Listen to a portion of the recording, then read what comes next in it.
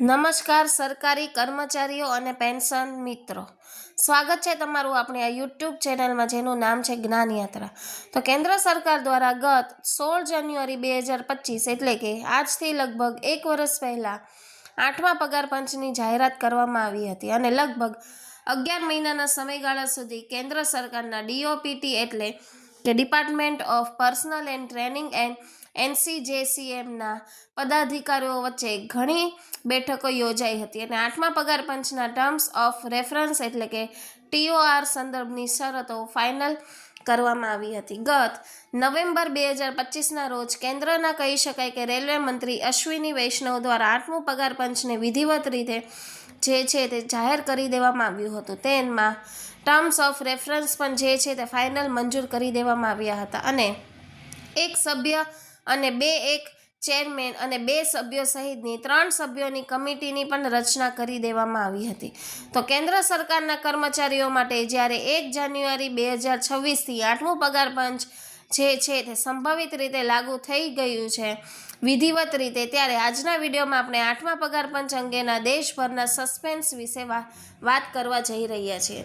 જ્યાં કોઈ રાજ્ય સરકાર દ્વારા 8મું પગાર પંચ જે છે તે રાજ્ય કેન્દ્રના ધોરણે લાગુ કરશે તો ક્યાંક 11મો પગાર પંચ જે છે તે હાલમાં કાર્યરત છે અને કોઈ રાજ્ય સરકારો હજુ સુધી 6ઠ્ઠા પગાર પંચનો અમલ પરાણે કરાવી રહી છે। તો કોઈ રાજ્યના કર્મચારીઓને 8મા પગાર પંચનો અલગ રાજ્ય સરકારો ક્યારે લાભ આપશે અને અલગ રાજ્ય સરકારોમાં હાલ કયા પગાર પંચો અસ્તિત્વમાં છે તેને લઈ આજના વિડીયોમાં આપણે સસ્પેન્સર વાત કરીશું। તો કર્મચારી મિત્રો, આ વિડીયોમાં અંત સુધી આપ બન્યા રહેશો અને જો ચેનલમાં આપ નવા સબસ્ક્રાઈબર હોય તો અમારી ચેનલને સબસ્ક્રાઈબ કરવાનું ભૂલશો નહીં।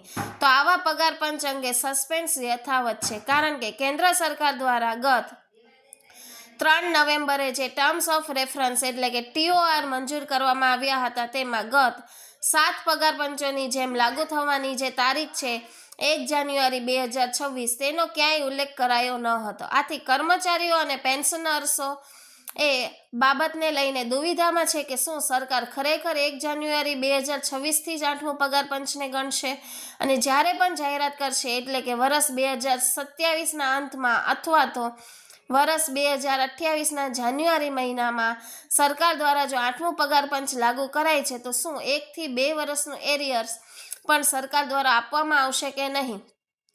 રાજ્ય સરકારોની વાત કરીએ તો ઘણી ખરી રાજ્ય સરકારો દેશની એવી છે કે જે કેન્દ્રના ધોરણે એટલે કે કેન્દ્ર સરકાર જ્યારે પગાર પંચ લાગુ કરે છે કે એના 2 થી 4 મહિનામાં રાજ્ય સરકારના કર્મચારીઓને આપોઆપ આ પગાર પંચોના લાભ આપે છે। ગુજરાતની વાત કરીએ તો ગુજરાત રાજ્ય સરકારના કર્મચારીઓ માટે પણ 7મું પગાર પંચ 31 ડિસેમ્બર 2025ના રોજ પૂર્ણ થઈ ગયું છે। ગત જૂન મહિનામાં જ્યારે કેન્દ્ર સરકાર દ્વારા આ 7મું પગાર પંચ લાગુ કરવામાં આવ્યું એના 2 મહિના પછી એટલે કે લગભગ ઓગસ્ટ 2016માં જ કેન્દ્ર સરકારે 7મું પગાર પંચ કેન્દ્રના ધોરણે જાહેર કરી દીધું હતું।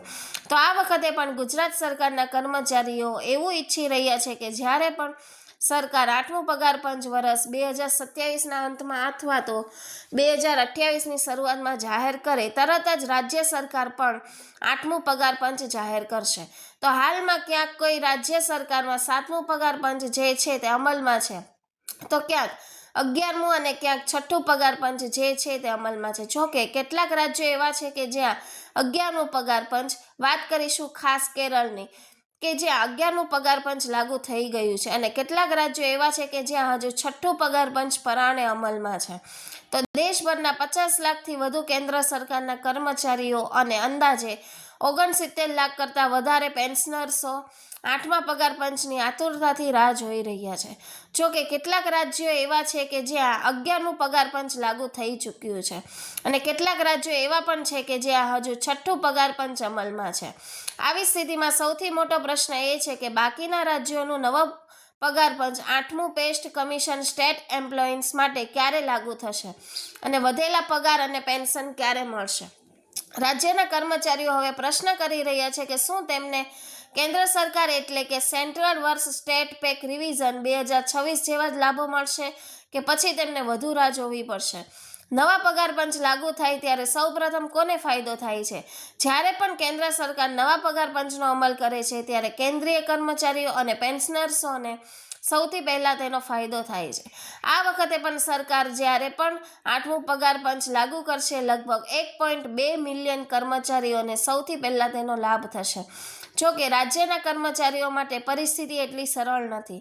દરેક રાજ્ય પોતાની નાણાકીય પરિસ્થિતિ, બજેટ અને આવકના આધારે નિર્ણયો લે છે. આ જ કારણ છે કે રાજ્ય સરકારો કેન્દ્ર સરકારની નકલ કરવાને બદલે પોતાના રાજ્ય પગાર પંચની સ્થાપના કરે છે. કયા રાજ્યમાં હાલમાં કયું પગાર પંચ અસ્તિત્વમાં છે તેની વાત કરીએ તો સૌથી પહેલું રાજ્ય બન્યું છે દેશમાં જેણે 8મા પગાર પંચ માટે સ્ટેટ કમિશનની નિમણૂક કરી છે તે છે આસામ. આપણે અગાઉ પણ વિડીયો બનાવ્યો હતો કે આસામ રાજ્ય સરકાર દ્વારા કેન્દ્ર સરકારને ધોરણે પોતાના અલગ અલગ વિભાગોના કર્મચારીઓ અને નિવૃત્ત પેન્શનર્સો માટે 8મું સ્ટેટ પે કમિશનની નિમણૂક કરી દેવાય છે. કેરળની વાત કરીએ તો કેરળ રાજ્ય સરકાર દ્વારા દર 5 વર્ષે કર્મચારીઓના પગારમાં રિવિઝન કરવામાં આવે છે અને હાલમાં કેરળમાં 11મો પગાર પણ જે છે તે અસ્તિત્વમાં છે. પંજાબની વાત કરીએ તો પંજાબમાં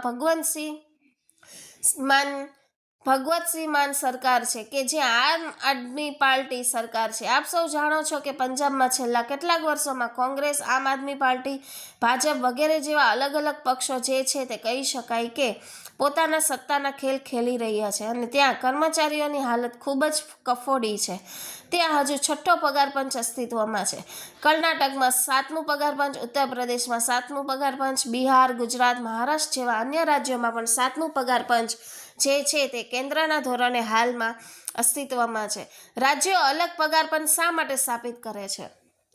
ખરું કારણ છે પૈસા. દરેક રાજ્યની આવક અને ખર્ચ અલગ અલગ હોય છે. કેટલાક રાજ્યો પગારમાં નોંધપાત્ર વધારો કરી શકે છે જ્યારે અન્ય ફક્ત થોડા પ્રમાણમાં જ કરી શકે છે. તેથી રાજ્ય સરકારો કેન્દ્રીય પગાર પંચની ભલામણોનો સીધો અમલ કરતી નથી, પરંતુ પગાર, પેન્શન અને ભથ્થા નક્કી કરવા માટે પોતાના કમિશન બનાવે છે. તાજેતરમાં આસામ સરકારે એક નવું રાજ્ય પગાર પંચ પણ આગામી વિધાનસભાની ચૂંટણીને ધ્યાનમાં રાખીને સ્થાપિત કર્યું છે.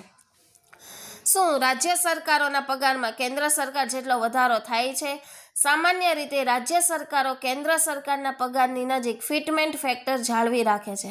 7મા કેન્દ્રીય પગાર પંચનો ફિટમેન્ટ ફેક્ટર 2.57 હતો.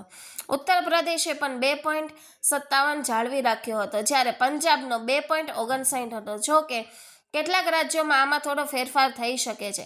રાજ્યના કર્મચારીઓ તેમના બાકી પગાર ક્યારે મળશે? સામાન્ય નિયમ એ છે કે પાછલા પગાર પંચની મુદ્દત પૂરી થઈ અને બીજા દિવસે બાકી પગાર ચૂકવવામાં આવે છે. ઉદાહરણ તરીકે ઉત્તર પ્રદેશમાં 7મા પગાર પંચની મુદ્દત ડિસેમ્બર 2025 સુધી છે. તેથી આદર્શ રીતે 1 જાન્યુઆરી 2026થી બાકી રકમ ચૂકવવામાં આવી છે. જો કે 8મો પગાર પંચના અમલીકરણની તારીખ હજુ સુધી નક્કી કરવામાં આવી નથી. તેથી અંતિમ ચિત્ર સરકારની જાહેરાત પછી થઈ શકે છે. ગુજરાતની આપણે અગાઉ વાત કરી તેમ ગુજરાતમાં પણ 7મું પગાર પંચ 31 ડિસેમ્બર 2025ના રોજ પૂર્ણ થયું છે. તો 1 જાન્યુઆરી 2026થી ગુજરાતના કર્મચારીઓ માટે પણ 8મું પગાર પંચ વિધિવત રીતે લાગુ થઈ ગયું છે. જ્યારે પણ કેન્દ્ર સરકાર જાહેર કરશે તેને એકાદ મહિનામાં રાજ્ય સરકાર જાહેર કરી કર્મચારીઓને 1 થી 2 વર્ષના એરિયર્સ સહિત આ કહી શકાય કે 8મું પગાર પંચનો લાભ આપવામાં આવશે. જય ભારત, જય હિન્દ, અસ્તુ.